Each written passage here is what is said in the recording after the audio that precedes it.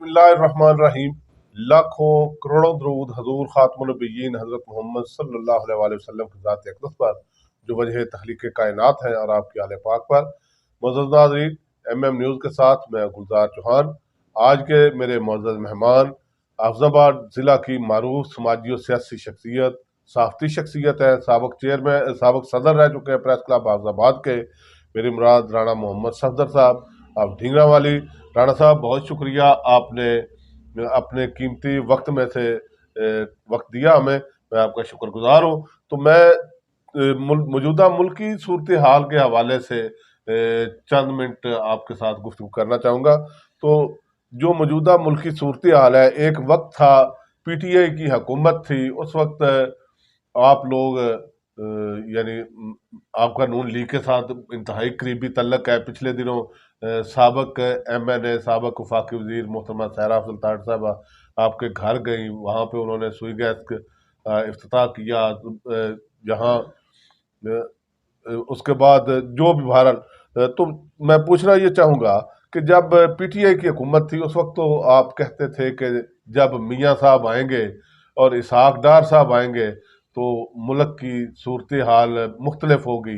क्या यही मुख्तलिफ सूरत हाल चाहते थे, इसीलिए इसहाक डार और मियाँ साहब को लाया गया है? बिस्मिल्लाहिर्रहमानिर्रहीम। आपने बहुत अच्छा सवाल पूछा है। असल में ये जो सूरत हाल आज पैदा हुई है, ये आज एक दिन में पैदा नहीं हुई जी, बल्कि ये जब वो धरने शुरू हुए उसके बाद जो है ना हुकूमत चलो PTI की आ गई, उसने कोशिश की, लेकिन उसमें भी क्या हुआ, उसमें भी धरने और जलसे जुलूस ही चलते रहे। उसके बाद जो है ना माशियत कमज़ोर होती होती इस डगर पर पहुंच गई। पहले जो कर्जा जात थे वो कम थे, फिर वो और कर्जा जात लिए गए जिनकी वजह से सूद इतना बढ़ गया अब कि वो सूद या गर्दशी कर्जे ही हम जो है ना वो दे सकते हैं। यानी मुल्क को उसकी वजह से फिर जो है ना हमें कीमतें भी बढ़ानी पड़ी इनको।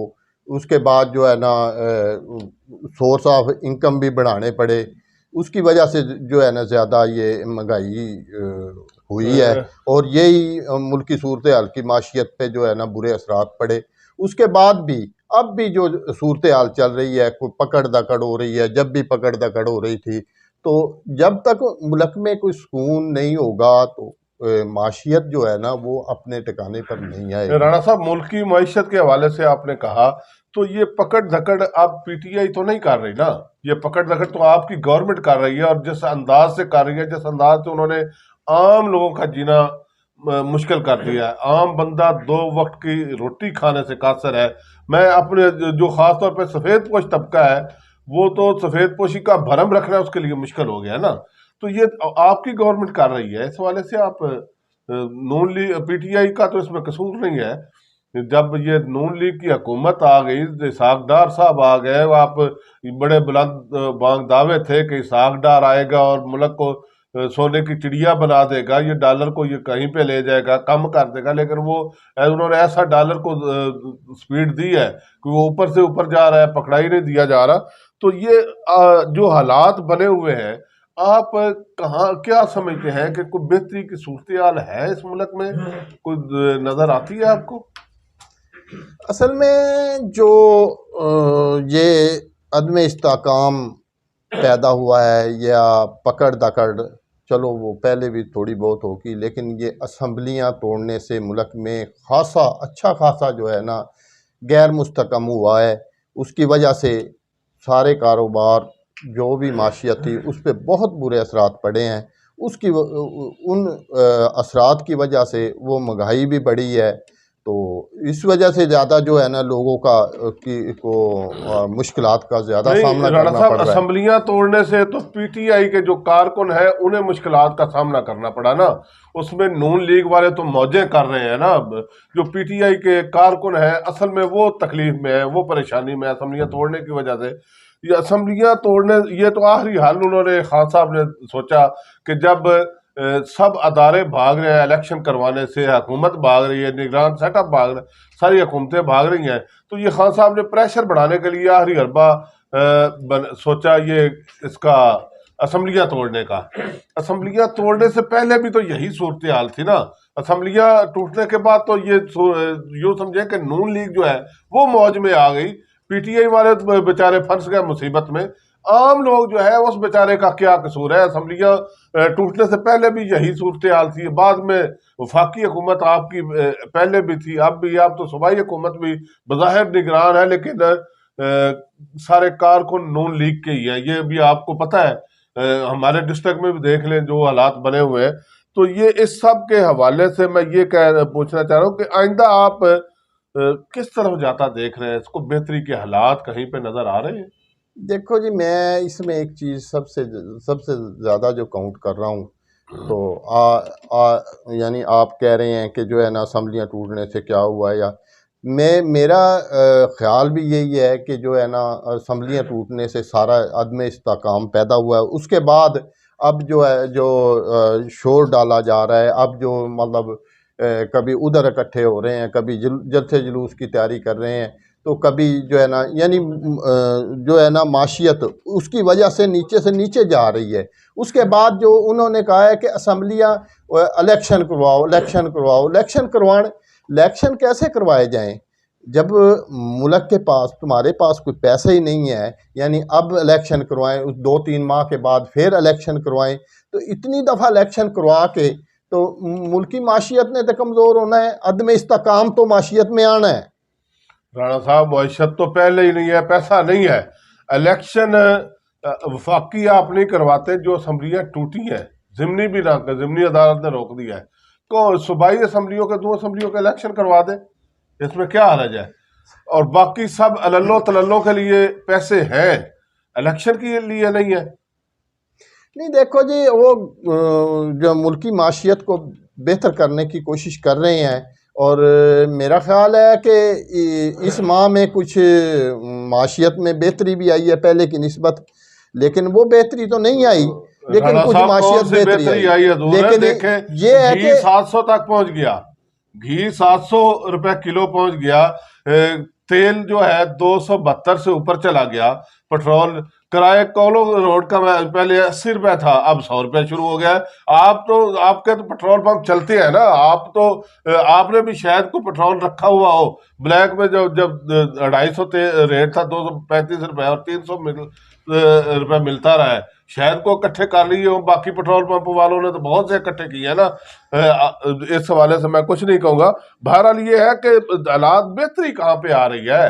کوئی ایک چیز سستی بتا دے, کوئی قوت خرید ہی ختم ہو گئی ہے. میں تو سمجھتا ہوں کہ آپ کی گورنمنٹ نے, نون لیگ نے ہر بندے کو روڈ پہ لے آئے, ہر بندہ سڑک پہ آ گیا, کوئی مانگنے کے لیے آ گیا, کوئی گن لے کے آ گیا, کوئی ڈکیتیاں کرنے کے لیے آ گیا, کوئی چوریاں کرنے اور کوئی فراڈ کرنے کے لیے, ہر بندہ سڑک پہ آ گیا. کسی کے پاس قوت خرید رہی نہیں ہے, کیا کریں بیچارے؟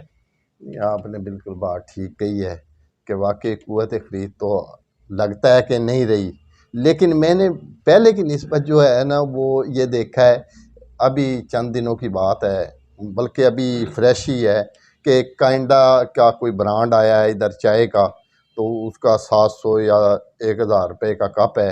تو میں وہ سوشل میڈیا پہ دیکھ رہا تھا, مجھے ثبوت تو نہیں باقی پتہ, لیکن اس میں ایک بات جو انہوں نے لکھی تھی, انہوں نے کہا کہ پوری ورلڈ کا ریکارڈ ہے جو پاکستان میں انہوں نے جو ریکارڈ قائم کیا ہے, اس کی ایک دن کی سیل نے اتنا پوری ورلڈ میں کسی نے ریکارڈ قائم نہیں ہو سکا. تو دیکھو, میں یہ تو لگتا تو یہ ایسے ہے, آپ کی بات ٹھیک ہے کہ قوت خرید ختم ہوتی جا رہی ہے لوگوں کی, لیکن اب اگر ادھر دیکھیں تو لگتا ہے کہ لوگوں کی قوت خرید بڑھتی جا رہی ہے. نہیں, وہ چائے کا کپ پینے والے وہی لوگ ہیں نا رانا صاحب, جو حرام کی کمائی کرنے والے ہیں. حلال رزق حلال سے 1000 روپے کا رزق حلال سے 50 روپے کا چائے کا کپ نہیں پیا جا رہا. میں اپنی بات بتاتا ہوں کہ آج پورا دن گزر گیا, بڑا دل بھی تھا, سر میں درد تھی, چائے پینے کے لیے گھر میں نہیں گیا, تو شہر سے میں بازار سے چائے کا کپ نہیں پی سکا کہ میں 50 روپے جو وہاں پہ دوں گا وہ تیل تھوڑا سا ڈلوا کے گھر جانے کے لیے بچ جائے گا. تو یہی صورتحال ہے. میں سمجھتا ہوں جن کے پاس حرام کی دولت ہے وہ تو انہیں 10,000 کا بھی کپ ملے تو انہیں کیا تکلیف ہے, انہوں نے کو اپنی جیب سے دینا ہے. وہ تو جیبیں کاٹنی ہے نا انہوں نے، وہ جیبیں کاٹنے والے وہ تو پی رہے ہوں گے ضرور ہے، باقی عام لوگ جو ہے بیچارہ، میں تو اس کا رونا رو رہا ہوں کہ اس حوالے سے بہرحال یہ ایک سوئی ہماری مہنگائی پہ ہی اڑ گئی۔ تو میں یہ پوچھنا چاہوں گا کہ آپ کی حکومت کی جو پالیسیاں ہیں، کیا محترمہ مریم نواز صاحبہ آپ بھائی ہیں، تو کوئی ایسا ماحول نہیں یہ بنا رہی کہ پارلیمنٹ اور عدلیہ کا آپس میں ٹکراؤ ہو جائے؟ اصل میں تو اس بات پہ بات نہیں کرنا چاہتا کہ وہ کیا ماحول بنا رہی ہیں کیا نہیں بنا رہی، مجھے یہ ان کی پالیسی کے متعلق ابھی صحیح طرح نہیں پتہ، میں اس پہ بات نہیں کرنا چاہ رہا۔ اگر کسی اور موضوع پہ ہے بات تو جی وہ کر رانا سکتے صاحب، ہیں۔ بڑی مہربانی، تو میں یہی گزارش کروں گا کہ آپ دعا کریں کہ ان حکمرانوں سے اس ملک کی جان چھوٹ جائے۔ یہ حکمران جو بھی ہیں، جو اس ملک کے لیے مخلص نہیں ہے، اس پاکستانی عوام کے لیے مخلص نہیں ہے، اللہ تعالیٰ ان لوگوں کو جو اس ملک اور قوم کے دشمن ہیں نیست و نابود کرے، انہیں آمین تباہ و برباد کرے۔ جو اس ملک کے دشمن ہے، اس قوم کے دشمن ہے، پاکستانی عوام کو نقصان پہنچانے والے ہیں، اللہ تعالیٰ انہیں تباہ و برباد کر دے، انہیں نیست و نابود کرے۔ اور میں چاہتا ہوں کہ میرے سامعین جو ہے، ناظرین جو ہے، آپ بھی دعا کیجئے کہ یا اللہ ان ایسے لوگوں کو جو اس ملک کے دشمن ہے، اس قوم کے دشمن ہے، اس پاکستانی عوام کے دشمن ہے، غریب عوام کے دشمن ہے، انہیں نقصان پہنچا رہے ہیں، انہیں تباہ و برباد کر دے۔ آمین۔ اسی ایک بد دعا کے ساتھ میں یہ اجازت چاہوں گا، گلزار چوہان کو دکھ دل کے ساتھ بولتے ہوئے گلزار چوہان کو اجازت دیجیے۔ اللہ حافظ۔